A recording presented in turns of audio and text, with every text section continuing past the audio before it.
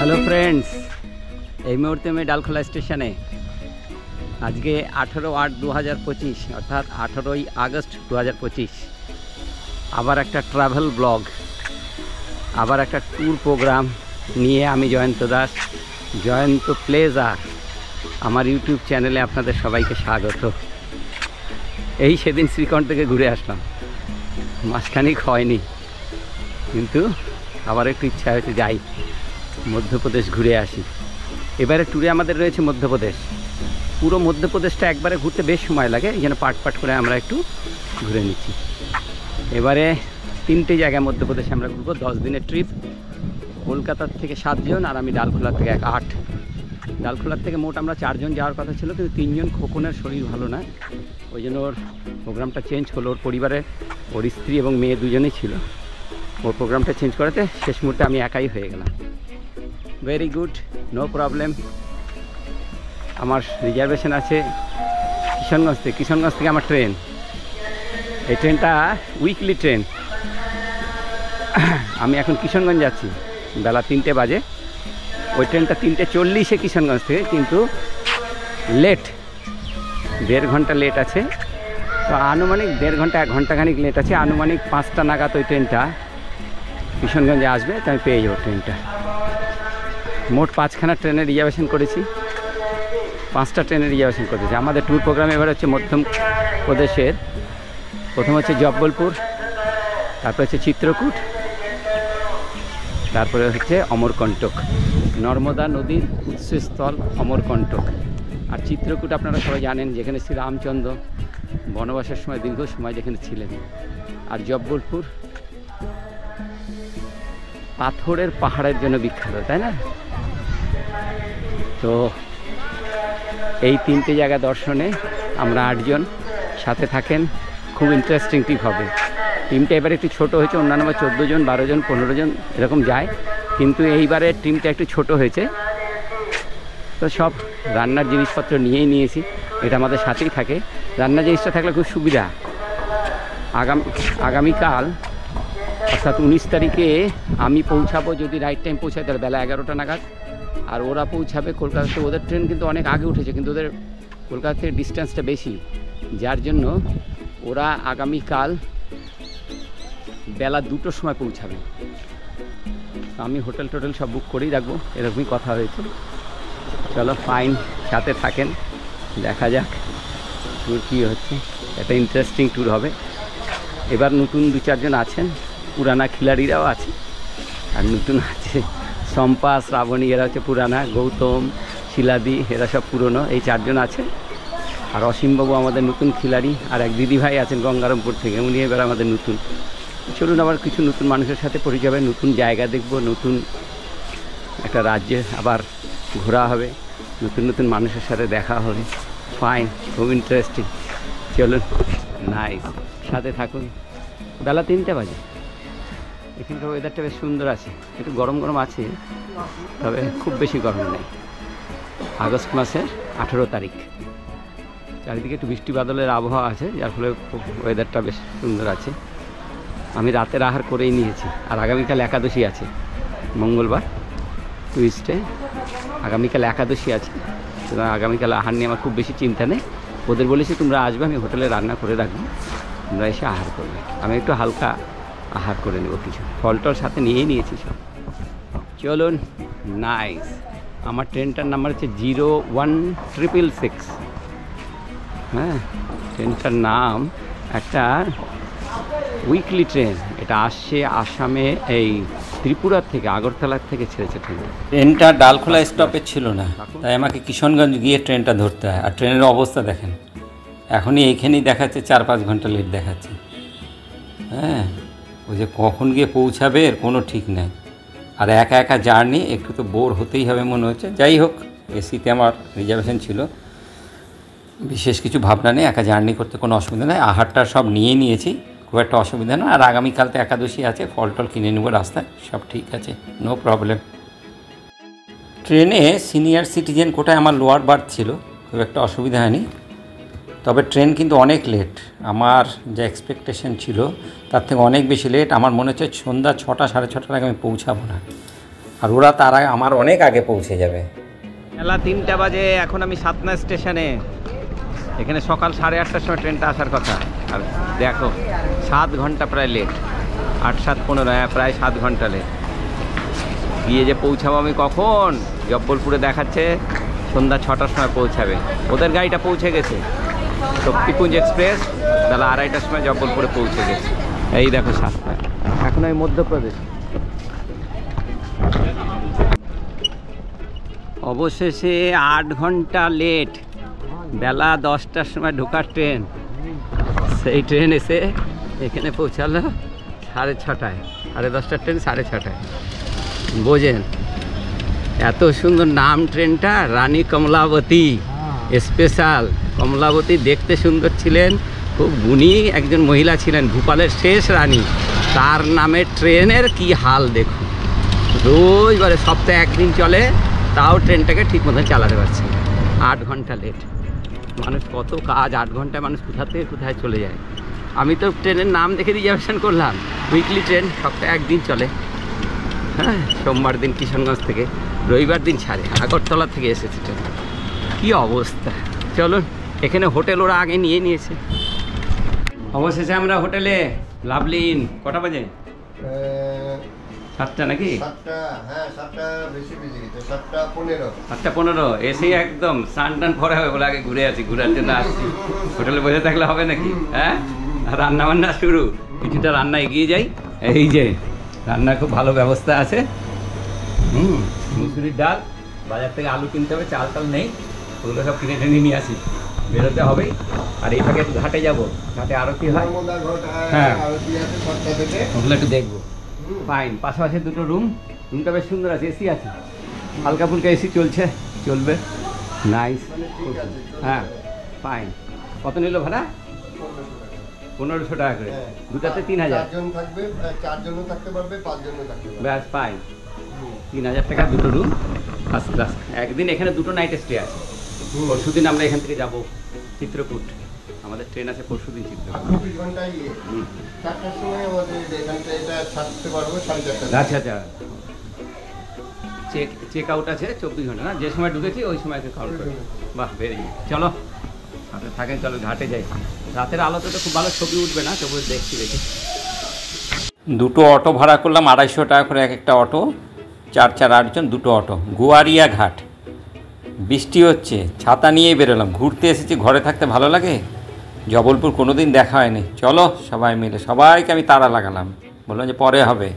এই হচ্ছে গোয়ারিয়া ঘাট, নর্মদা নদীর ঘাট। এখানে জল অনেকটা উঠে এসেছে, কিন্তু বৃষ্টির জন্য আমরা এখানে অনেকক্ষণ আটকা পড়েছি। যাই হোক, মনটা তো একটু শান্ত করা গেল। Hello friends, hello hello, good morning, সুপ্রভাত। দারুণ ভ্রমণ ট্রিপ, একটা ছোট্ট একটা ট্রিপ, দারুণ। আজকে আমরা যাচ্ছি, এখন আছি এই মুহূর্তে জব্বলপুরে। আজকে 20/8/2025। আমরা এখন আছি জব্বলপুরে।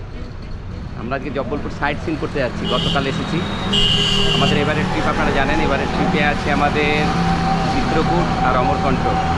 আজকে আমরা জব্বলপুর সাইট সিন করতে যাচ্ছি। এই যে আমাদের এবারের টিম হচ্ছে 8 জন, ছোট টিম। এই যে দেখো সব, এই যে হরে কৃষ্ণ, ওই এই দেখো সব। আর এই সুন্দর একটা হোটেল, হোটেলটা ভালোই আছে, স্টেশনের একদম কাছে। লাভলি, আসুক আসুক। লাভলি ইন, একটা ছোট্ট একটা হোটেল, 1000 টাকা, 1500 টাকা করে রুম। আমরা 8 জন, 2টো রুমে আছি। ভালো রুমগুলো, বেশ সুন্দর। তো চলুন, এখনই কিছু বলছি না, কোথায় যাচ্ছি, কোন কোন জায়গা দেখবো, রাস্তায় সব দেখতে দেখতে যাবো। আজকে সারাদিনের প্রোগ্রাম। 2টো অটো ঠিক করা হয়েছে। অটো 2টো ভাড়া আমরা বলেছি 1000 টাকা, ওরা 1200 টাকা চাচ্ছে। সারাদিন আমাদের ঘোরাবে। সকালবেলা রান্না বান্না সব কমপ্লিট, আমরা সব করে প্যাকিং করে নিয়ে নিয়েছি। রাস্তায় কোথাও একটু আহার করব, ফাইন। তারপরে রাতে এসে আবার এখানে ঘরে রান্না হবে। আগামীকাল আমাদের বিকাল 6টায়, সন্ধ্যা 6টায় এখান থেকে ট্রেন। তার আগে আবার দেখি কালকে একটা সাইট সিন আবার করব। ওকে, সবাই ভালো। হরে কৃষ্ণ। এই যে অসীমবাবু, আমাদের নতুন অতিথি। এই যে অসীমবাবু, আমাদের নতুন অতিথি। হ্যাঁ, ভেরি গুড। আপনার বাড়ি বলেন কোথায়? আমার বাড়ি হচ্ছে ঐতিহ্যবান চুচুড়া। হ্যাঁ, এইবার প্রথমবার আমাদের সাথে, তাই না? ফার্স্ট টাইম আমি স্যারের সঙ্গে আমি যাচ্ছি। হ্যাঁ, ভালোই লাগছে, দেখা যাক। এই যে এনারা দুজন ভাই এইবার আমাদের সাথে রান্না বান্না হয়েছে। গতকাল রাতে রান্না কেমন খেলেন? ভালোই খেলাম, রান্না বান্না সুন্দর। বাহ, ভাই দিদি, হ্যাঁ দিদিও। আমি রেখা রাও ঘোষ, দক্ষিণ দিনাজপুর গঙ্গারামপুর থেকে এবার প্রথম জয়ন্তদার সঙ্গে ট্রেনে এসেছি। আপাতত এখনো সম্পূর্ণ ভালো পরিচয় হয়নি, যেটুকু পরিচয় তার মধ্যে খুবই খুবই ভালো, ভীষণভাবে আমাদের কোঅপারেশন করছে এবং আমাদের মনে খুব উৎসাহ দিচ্ছেন এবং আমার মনে হয় এইবার আমরা খুব ভালো ট্যুরে এনজয় করবো। বাস ফাইন। আজকে কোথায় আছেন এখন? এখন আছি আমরা জব্বলপুর অতিথি লাভলি লাভলিন লাভলি হোটেলে। এখন আমরা ঘুরতে বেড়াচ্ছি আর এখন আমরা ঘুরতে বেরোচ্ছি। Okay fine. গতকাল রাতে বৃষ্টি হয়ে গেছিল, যার ফলে গতকাল রাতে ঘোরাটা খুব ভালো হয়নি। আজকে আবার বেরিয়েছি, বৃষ্টির জন্য একদমই ঘুরতে পারিনি। এসে একটু তাড়াহুড়া করে বেরোলাম নর্মদা ধামে, এই ঘাটে, কিন্তু হয়নি। আজকে আবার এগুলো সব দেখব। চলুন সাথে থাকুন। জব্বলপুর সচরাচর আসা হয় না, খুব ইন্টারেস্টিং প্লেস, মধ্যপ্রদেশ। সকাল 9টার মধ্যে আমরা রেডি। অটো দুটো চলে এসেছে, খুব ভালো। অটোর ড্রাইভার দুটো পরে দেখলাম বেশ ভালো। গৌতম সব বুঝে টুঝে নিল। এখন চলো সারাদিন ঘোরা। 4 জন করে আমরা একটা অটোতে বসেছিলাম, অসুবিধা হয়নি। 4 4 8 জন, কমফোর্ট ছিল, সারাদিনের জন্য ঠিকঠাক ছিল। আমরা এখন কাচনার সিটিতে। এখানে একটা বড় শিবের মূর্তি আছে। এই যে Kachnar city parking, two wheeler parking আছে, কাচনার সিটি মন্দির। তো আমরা এখন এই মন্দির দর্শন করতে যাব। Very good. সকালের শুরুটা মন্দির দিয়ে হোক। আমাদের টোটোওয়ালা বললো, অটোওয়ালা বললো যে शुरू में आप लोग मंदिर दर्शन कर लीजिए एक बार। बहुत बड़ा। बाप रे बाप, जय भोले, जय भोले। সকাল সকাল সকাল সকাল ভোলে বাবার দর্শন। আশ্চর্য। এই দেখো, এই আবার বাঁশি টাসি বাজায়। এই যে দেখ, বিরাট ভোলে বাবা।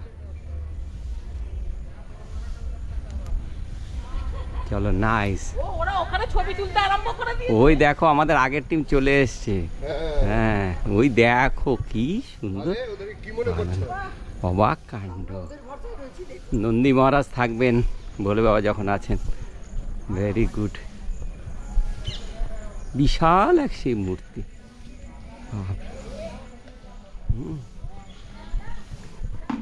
কাচনার সিটি धीरे धीरे। हाँ,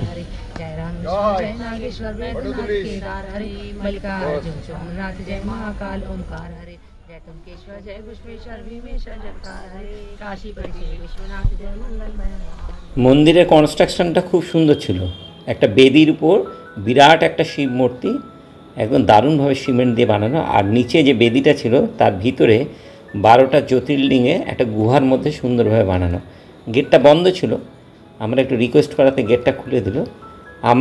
আমি তো 12টা জ্যোতির্লিঙ্গ দেখেছি, আমার খুব ভালো লাগছিল মন্দিরের নিচের তলায় 12টা জ্যোতির্লিঙ্গ দেখা। ফটো তোলা নিষেধ ছিল, তবুও আমি অল্প অল্প করে একটু ফটো তুললাম। একটা দারুণ সুন্দর একটা এফেক্ট ছিল এখানে, একটা স্পিরিচুয়াল এফেক্ট। ভিতরে লাইট, হালকা লাইটের মধ্যে 12টা জ্যোতির্লিঙ্গ, যে 12টা জ্যোতির্লিঙ্গ দর্শন করেছি সেগুলো আবার চোখের সামনে ফুটে উঠলো। সেই ঘটনাগুলো কিভাবে গিয়েছি, কোথায় দেখেছি, খুব ভালো লাগছিল। এটা কাচনার সিটি শিব মন্দির। আপনি যখন জবলপুর যাবেন, আমি উচ্চারণটা জব্বলপুর করছি, অ্যাকচুয়ালি কিন্তু জবলপুর। স্পেলিং যা দেখলাম সর্বত্র দেখছি জবলপুরই আছে। তো জবলপুরে আপনি যখন যাবেন তখন আপনার প্রথম দর্শনই কিন্তু হবে জবলপুর সাইট সিনে কাচনার সিটি শিব মন্দির দর্শন। খুব ভালো লাগবে। সকাল সকাল ভোলে বাবার দর্শন করে মনটা একদম ভরে যাবে, দেখবেন অপূর্ব অপূর্ব। মন্দিরের বাইরে এসে একটা দৃশ্য দেখলাম, যেটা আপনাদের সাথে শেয়ার না করে পারলাম না। মন্দিরে যখন ঢুকছিলাম, 2 জন মহিলা গেটের সামনে বসে শিবস্ত্রোত পাঠ করছিলেন। যাওয়ার সময় দেখি এরা সংসারের কেচাকেচি নিয়ে বসে আছে। এই হচ্ছে আমাদের সবার নিয়ম। আমরা কিছুক্ষণের মধ্যেই সব কিছু ভুলে গিয়ে আবার সংসারে আনন্দে মেতে উঠি। চলো আমরা এখন যাচ্ছি সারদা মন্দির এইদিকে, আর ব্যালেন্সিং রক। আগে ব্যালেন্সিং রক দেখে আসি। চলো আসো আসো আসো আসো। আমরা এখন জব্বলপুরে। আজকে কত তারিখ? 20 আগস্ট 2025। আমরা এসেছি জব্বলপুরের প্রসিদ্ধ ব্যালেন্সিং রক দেখতে, আর তারপরে সারদা মন্দির দেখব। খুব সুন্দর ভ্রমণ হচ্ছে, ওয়েদারটা বেশ সুন্দর। গতকাল রাত্রে একটু বৃষ্টি হয়ে গেছিলো, আমরা একটু একটু মন খারাপ হয়েছিল সবারই আমাদের, যে প্রথম দিনের বৃষ্টি বাদল। আমি বললাম কিচ্ছু না, বৃষ্টি আমাদের একটা শুভ সংকেত নিয়ে আসে, শুভ সংবাদ নিয়ে আসে। সব নিশ্চিন্তে থাকো, আগামী দিনগুলোতে ওয়েদার খুব সুন্দর হবে এবং ভ্রমণ খুব সুন্দর হবে, নো প্রবলেম। প্রথম দিনে বৃষ্টি, একটা শুভ ইঙ্গিত। চলো আমরা ব্যালেন্সিং রক দেখি। হ্যাঁ, এটা প্রসিদ্ধ স্থান জব্বলপুরে, সবাই আসে দেখতে। ভাই কইয়েরা বন্ধুগণ, এই দেখো সব খুব খুশি, ফল টল খেয়েছে সকালবেলা, কলা হলো, আপেল হলো, ওই দেখো। হ্যাঁ, এগুলো টাইম বেশি না। এই পাথরটা দেখো কি অবস্থা, দেখছো? হ্যাঁ, হরে কৃষ্ণ, কি অবস্থা দেখো, পাথরটা কিভাবে আটকে আছে, এত বড় পাথরটা ভাবা যায়? আরে পড়ে গেলে তো বিপদ, কিচ্ছু নাই। দেখো একটা ছোট্ট একটা সাপোর্টের উপর কিভাবে আছে, অবাক কাণ্ড তো, বাপ রে বাপ। হ্যাঁ, ও সুন্দর একটা টুরিস্ট প্লেস, দর্শনীয় স্থান, খুব সুন্দর, নাইস। দোপাটি দোপাটি ফুল, হ্যাঁ আমাদের এদিকে এরকম দোপাটি ফুল, সে বলে না দোপাটি ফল পাটি পাটি করে।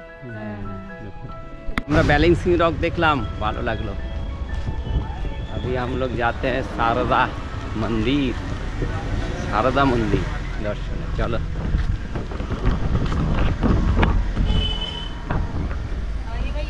मदन महल, पानी रख लीजिए भैया, ओ पानी नहीं मिलेगा। अभी जाएंगे मदन महल। यह है मंजिल, 4 मंजिला स्मारक पहाड़ी का उच्चतम बिंदु पर स्थित गोलाकार विशाल पत्थर पर निर्मित है। ओहो हो, मदन महल। সিঁড়ির সংখ্যা শুনে এবং উচ্চতা দেখে সবার মধ্যেই দ্বন্দ্ব তৈরি হয়েছে। কেউ বলছে যাব, কেউ বলছে যাব না, কেউ বলছে আগে মন্দির দর্শন করি তারপরে মদনমহল। আরে বাবা, বেড়াতে এসেছো, একটু একটু পরিশ্রম তো হবেই। রোজকার জীবন পদ্ধতি মতনই যদি চলে তাহলে তো বাড়িতেই থাকতে পারতে, এর ঘুরতে আসার কি দরকার? যখন বেড়াতে আসবে তখন দেখবে জীবন পদ্ধতি, লাইফস্টাইল একটু অন্যরকম হয়। ভোরবেলা ঘুম থেকে উঠতে হয়, তাড়াতাড়ি তৈরি হতে হয়, এই বিষয়গুলো তো একটু মেনে নিতেই হবে। অনেক কষ্ট সৃষ্টে শেষে সবাই দেখলাম রাজি হয়েছে। আর এই রাস্তার মাঝখানেই দেখি, মদনমহলে পৌঁছানোর আগে কিছুটা উঠার পরই এখানে একটা সুন্দর একটা শিব মূর্তি পাথরের মধ্যে। এখানকার পাথরগুলো কিন্তু বেশ বড় বড় গোলাকার পাথর, একটু অন্যরকম পাথর। আর এই উপর থেকে দেখো জবলপুর শহরটা দেখা যাচ্ছে। এই পরিবেশটা এত সুন্দর, কিন্তু এখানে কোনো লোকজন কেউ নেই, পূজারি টুজারি কেউ ছিল না, যার ফলে ফটো তুলতে অসুবিধা হয়নি। আমরা এখানে একটু ফটো তুললাম, ঘোরাঘুরি করলাম, খুব সুন্দর। ওয়েদারটাও এত সুন্দর, মনে হচ্ছে ভগবান একদম সাথ দিয়েছেন আমাদের, যে এত সুন্দর ওয়েদার করে দিয়েছেন এই মাসে। একটু বৃষ্টি বৃষ্টি ভাব আছে, কিন্তু ছাতা থাকলে খুব একটা অসুবিধা হচ্ছে না। এই দেখো ত্রয়ম্বকেশ্বরে যে শিবলিঙ্গ রয়েছে, সেরকমভাবে অনেকটা সাজানো এখানে একটা শিবলিঙ্গ রয়েছে। এই যে দেখো, সবাই দেখি প্রণাম টনাম করে, আর চারিদিকে কি অপূর্ব দৃশ্য দেখো। এই দেখো, ওই দূরে ওই মন্দিরটা দেখা যাচ্ছে, ওই মন্দিরটা আবার নেমে আবার যাব। আর ওই জবলপুর শহরটা, এত সুন্দর দৃশ্য। আর তোমরা উপরে উঠতে চাইছিলে না, কি করে হবে বলো? উপরে তো উঠতেই হবে, তাই না? উপরে যদি একটু কষ্ট যদি না করো তাইলে আর ভালো ভালো দৃশ্য কীভাবে দেখবে? তো যাই হোক, আমাদের মতো তো বৃদ্ধ 2-3 জন আছে। রেখা দিদিভাই 70 বছর বয়স, শিলা দিদিভাই 70 বছর বয়স, 70-এর কাছাকাছি সব। অসীমবাবু 70-এর কাছাকাছি। এদের একটু অসুবিধা হয়। মধুছন্দা দিদিভাই, ওনার আমারই বয়সী, 65 বছর বয়স। হ্যাঁ, শরীরে খুব ফিটনেস না থাকলে সত্যি ঘুরতে একটু অসুবিধা হয়। তো চলো দেখি। চলো, রাস্তার মাঝখানে একটা মন্দির দর্শন করলাম, শিবজির মন্দির, খুব সুন্দর লাগলো। এবার আমরা আবার মদনমোহনের জন্য হাঁটা শুরু করেছি। সিঁড়ি আছে, অনেকটা উঠতে হবে। দেখি, এই যে সিঁড়ি সামনে, একটু উঠি। এগুলো দেখার জিনিস, রানীর কুটির উপরে আছে। চলো, না গেলে বুঝতে পারছি না, একবার দেখি। তখন একসাথে 3টে জিনিস দেখতে পারবেন একই জায়গার মধ্যে। ওখানে গাড়িটা আপনার দাঁড়িয়ে যাবে, ওখানে এক পাশাপাশি 3টে জায়গা দেখতে হবে। একটা হচ্ছে মদন মোহন, একটা সারদা মাতা মন্দির, আর একটা হচ্ছে ড্যান্সিং ব্যালেন্সিং রক। এখানে একটা সুন্দর তা ছোট্ট একটা কি সুন্দর ফাইন দৃশ্য, বড় বড় পাথর। এই জোনটাতে আমরা দেখছি বড় বড় পাথর আছে অদ্ভুতভাবে, কিন্তু এটা প্রাকৃতিক কারণে এখানে বড় বড় পাথর তৈরি হচ্ছে, তাই না? এটা সেন্ট্রাল গভর্নমেন্টের একটা প্রোটেক্টেড এরিয়া। বলছে এখানে দ্রোণ উড়ানো যাবে না, ভিডিও শ্যুট করা যাবে না, আর ভোজন করা যাবে না। চলো মদন মহল সূর্যোদয় সায়নকাল খোলা থাকে, দেখি বহু পুরনো। এই যে বাইরের থেকে একটু দেখি, ভিতরে যদি সম্ভব হয় একটু ছবি তুলবো, না তুলতে দিবে না, যখন তুলবো না আর কি করা যাবে। ওকে, এই হচ্ছে মদন মহল। এই দেখেন পাথরের উপর বানানো, এগুলো নিউলি করা, নতুনভাবে এগুলোকে সংস্কার করা হয়েছে। বাবা উড়িয়ে বাপ, এখানে পাথরের শেপগুলো দেখেছেন? গোল গোল বিরাট বিরাট পাথর, সাইজ দেখুন, বিরাট বিরাট পাথর। এক এক জায়গার পাথরের গঠন এক এক রকম দেখছি। এখানে একদম অন্যরকম পাথর। পিছন দিয়ে একটা পরিক্রমা করার ছোট্ট একটু ব্যবস্থা আছে পায়ে হেঁটে যাওয়ার। ওই দেখো কি বড় একটা মহল, দেখো পাথরের মধ্যে বানিয়েছে, খুব কায়দা করে। 1500 শতাব্দীতে বানানো। হ্যাঁ, এই সময় রানী টাইগাররা এসে থাকতেন। প্রোটেক্টেড এরিয়া, খুব সংরক্ষিত এলাকা। নিজেদেরকে সুসংরক্ষিত করে রাখার জন্যই কিন্তু এইসব মহল বানিয়েছেন। Very good.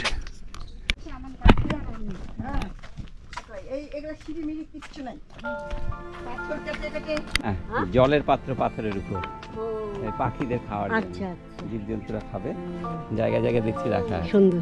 আমরা এবার সাবিত্রী মাতার মন্দির দর্শন করতে যাচ্ছি। এটা আমাদের দুপুরের আহারের পূর্বে অন্তিম দর্শন। এই মন্দিরটা কনস্ট্রাকশনে কাজ চলছে। পাহাড়ের উপরে একটা দারুণ দেখার মতন মন্দির হবে আফটার ফাইনাল কনস্ট্রাকশন, অর্থাৎ সমস্ত কনস্ট্রাকশন যখন শেষ হয়ে যাবে তখন কিন্তু এই মন্দিরটা দেখতে খুব সুন্দর লাগবে। লোকেশনটা খুব সুন্দর। এখানে আসার পর দেখুন মধুচন্দা দিদিভাই কেমন গান জুড়ে দিয়েছে। যদি এটা রামকৃষ্ণ পরমহংসদেবের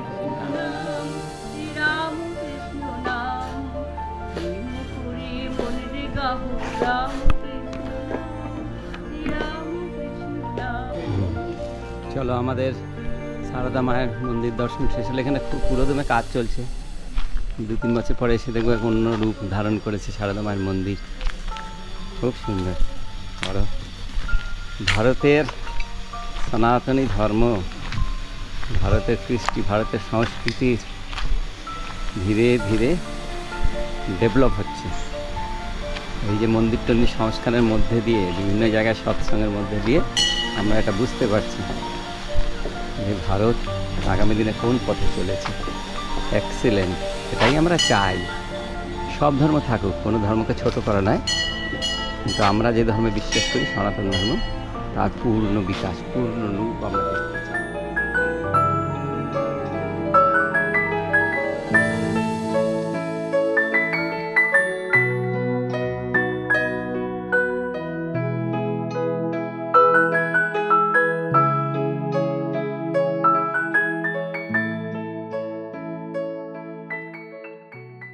অবশেষে বৃষ্টি বাদলের মধ্যে আমরা এসে পৌঁছালাম ধোয়াদার ঘাটে। এইখানে যা দৃশ্য, এগুলো আমরা দেখব এখন। এই দূর থেকেই অনুমান করতে পারছি একটু একটু।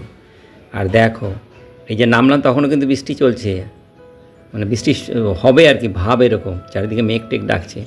কোনো রকম আমরা তড়িঘড়ি করে আসলাম। আর বাজারটা এত সুন্দর লেগেছে, লোভ হচ্ছিল খুব যে একটু বাজার করি, কিন্তু এখন তো আহারের সময় হয়েছে। আমরা কিন্তু আহার একদম টাইমলি করতেই হবে।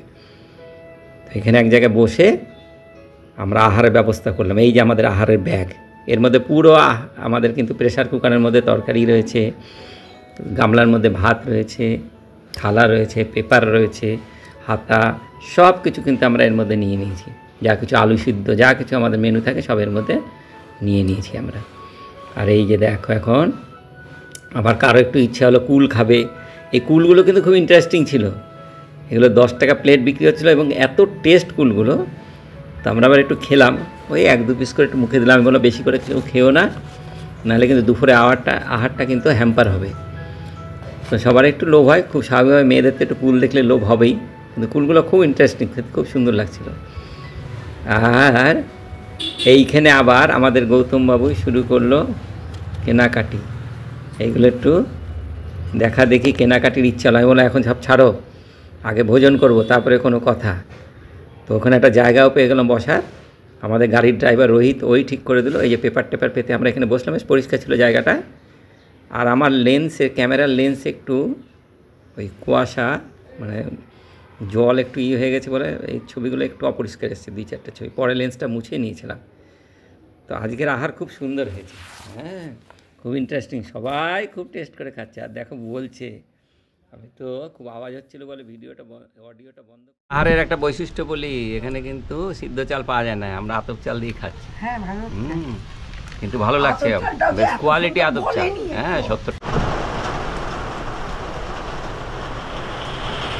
বৃষ্টির মধ্যে আমরা সব আটকা পড়ে গেছি।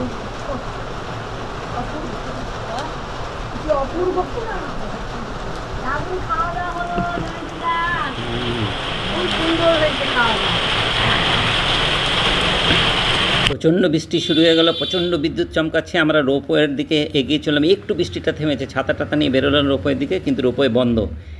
এই বিদ্যুৎ চমকানো থেকে রোপওয়ে চলে নাকি? আর এইখানে দেখো দেওয়ালের মধ্যে লেখা আছে কোন দিকে কোনটা, ধোঁয়াদার ঘাট, ফলস, কোথায় কী আছে, ধোঁয়াদার ফলস, এগুলো সব কিন্তু লেখা রয়েছে। আমরা এগুলো দেখে দেখে ইনস্ট্রাকশন নিয়ে পরে সিদ্ধান্ত নিলাম না আজকে পায়ে हेटे একটু দেখব, আজকে রোপওয়েতে চলবো। कोई उसका अंदर में दे करके ना उसको फिल अप करके बंद कर देता है। नहीं समझे, बंद कर देता है, वो ठीक नहीं होता है ना, मॉम इसका साफ हो जाएगा सब। हाँ अरे देखिए वो को बीमे से भी कुछ नहीं होता। অনেকক্ষণ বৃষ্টিতে আটকা থেকে আমরা ভেড়াঘাটে, ধোঁয়াধার ঘাট, বৃষ্টিতে আটকা থেকে আর উপায় নেই, টিপটিপ করে বৃষ্টি হয়ে যাচ্ছে, প্রায় ঘন্টা 2 এখানে আটকা পড়ে গেলাম। বললাম না চলো একটু দেখেই আসি, কালকে আবার আমাদের আসতে হবে, কালকে সময় আছে। কালকে আমরা একটু ভেবেছিলাম জব্বলপুরে বাইরে কোথাও দর্শনে যাব, কিন্তু এই জায়গাগুলো খুব সুন্দর, এগুলো আমাদের দেখতে হবে ভালো করে, এগুলো দেখার জন্য তো এসেছি। ওই জন্য ছাতা নিয়ে বেরোলাম। এই যে দেখো একটু বৃষ্টি কমেছে, কিন্তু বৃষ্টি হয়েই যাচ্ছে, বৃষ্টি আর থামে না। অপূর্ব একটা প্রাকৃতিক দৃশ্য, হ্যাঁ নেচার বানানো একটা সুন্দর দৃশ্য। চলো এই দেখো ফাইন, চলো আমরা দেখবো এখন। दूध क्या भाव है बाबू? हाँ दूध का भाव ना क्या भाव बेचते हैं? 60 रुपये लीटर। 60 रुपीज़ लीटर दूध, ठीक है। हम लोग 50-60 ऐसे। চলো এইখানে দেখো, ওই যে যেখানে জলের যে নর্মদা নদীর যে পড়ছে তার যে আওয়াজ, ধোঁয়াধার, ওখানে যে ধোঁয়া সৃষ্টি হচ্ছে, এটা উপর থেকে রোপওয়েতে ভালো দেখা যায়। এই জন্য কিন্তু রোপওয়েটা চালু করলো না, বলছে না এখন চালু করা যাবে না, বৃষ্টি হচ্ছে। আর বিদ্যুৎ চমকাচ্ছিল, খুব জোরে জোরে বিদ্যুৎ চমকাচ্ছিল, ওই জন্য আমরা কী করলাম, আর আমরা রোপওয়েতে উঠলাম না। আগামীকাল একটু টার্গেট নিচ্ছি রোপওয়েতে উঠবো, আজকে এখানে আমরা নিচ থেকে একটু দেখে নিই। ফাইন দেখো এইসব জায়গায় জল উঠে যায়, এই যে এই অবধি জল উঠে যায়, দেখো কাপড়টা ও, হ্যাঁ এইগুলো পুরো জলে ভরে যায় একদম। ভালো ভালো ভিউ পয়েন্ট আছে বললো একজন, বলে এখানে চলে যান। চলো দেখি কোথা দিয়ে নামি। এই দিক দিয়ে আসো, এদিক দিয়ে আসো। কই বন্ধুগণ? কোনো বন্ধুগণ আছে? আছে। ও ওই ওখানে ধোঁয়াধার, ওই যে ধোঁয়া উঠছে, জল এত জোরে পড়ছে, আর সেই জল এখান থেকে বেরিয়ে যাচ্ছে। রে বাবা ডেঞ্জারাস। আরিস দেখো এইটাই রোপওয়ে দিয়ে উপর দিয়ে যখন দেখবে, ওই জায়গাটা দেখতে খুব সুন্দর লাগবে। তো আজকে আর হলো না, আমরা কালকে যাবো। এই অবধি উঠে যায়, দারুণ দৃশ্য। এই দেখো গাছের মধ্যে এগুলো দেখে বোঝা যাচ্ছে, এই অবধি জল উঠে যায়, পুরো এগুলো ভরে যায় একদম। হ্যাঁ ধোঁয়াদার ফলসকে দুভাবে দেখা যায়, একটা হচ্ছে রোপওয়ের মাধ্যমে, এই যে রোপওয়ে, আর 2 হচ্ছে গ্রাউন্ড থেকে, নিচের থেকে দেখা যায়। আমি একটু চেষ্টা করছি, বৃষ্টিতে একটু রাস্তাঘাটে একটু অসুবিধা হয়ে গেছে, যে নিচ থেকে কীভাবে দেখা যায় আমি একটু চেষ্টা করছি দেখি। এখানে রাস্তা বানানো আছে, খুব একটা অসুবিধা নেই, কিন্তু বিভিন্ন জায়গায় এরকম জল রাস্তার উপর দিয়ে যাচ্ছে, তো হাঁটতে খুব অসুবিধা হচ্ছে। চলো, জুতা তো আমার ভিজেই গেছে, আর কি করা যাবে, দেখতে এসেছি, কালকে শুকিয়ে নিয়ে আবার আসবো। ফাইন, একটু নিচটা দেখে নিই।